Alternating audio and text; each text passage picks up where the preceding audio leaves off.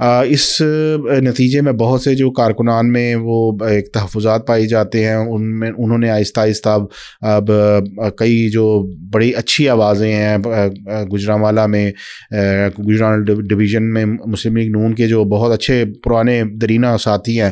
وہ اب اپنے عہدوں سے، جو پارٹی عہدے ہیں ان سے استعفیٰ دے رہے ہیں۔ اس کی تازہ مثال ہمیں ریسنٹلی دیکھنے کو ملی کہ گوجرانوالہ میں مسلم لیگ نون کے ایک بہت ہی سرگرم رکن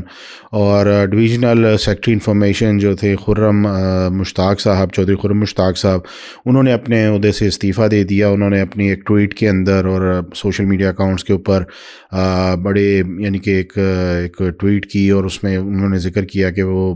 بڑے بوجھل دل کے ساتھ، اور کہ چند وجوہات کی بنا پر، ان وجوہات کا سب کو معلوم ہے، جس سے میں نے آپ کو ذکر کیا کہ یہ پارٹی کے اندر جو ہے بہت زیادہ یعنی کہ یہ چیز جو ہے بے چینی ہے کہ جو مشکل وقت میں جن کارکنان نے مسلم لیگ نون کا ساتھ دیا، مسلم لیگ نون کے ساتھ وفا کی، ان کو بجائے یہ کہ اس اچھے وقت میں جب کہ اقتدار کی ہما جو ہے وہ مسلم لیگ نون کے سر پہ بیٹھی ہوئی ہے،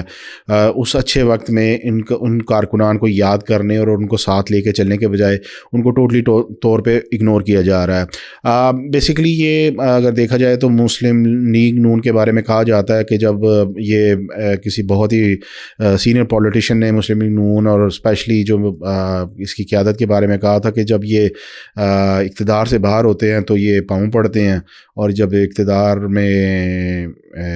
یعنی کہ آ جاتے ہیں تو یہ گلے پڑ جاتے ہیں۔ تو ایسے ہی کچھ تاثرات جو ہیں وہ کارکنان کے بھی ہیں، اور وہ بھی کچھ اسی قسم کے یعنی کہ جذبات اور خیالات کا اظہار کر رہے ہیں۔ اور یہ ایک چیز جو ہے یہ لگ رہا ہے کہ گوجرانوالہ میں جو گوجرانوالہ کا قلعہ جو مسلم لیگ نون کو سمجھا جاتا تھا، اس قلعے کی دیواروں میں دراڑیں جو ہیں وہ پڑنا شروع ہو گئی ہیں، اور اس کا فائدہ جو ہے وہ مخالف جماعتیں لازمی اٹھائیں گی۔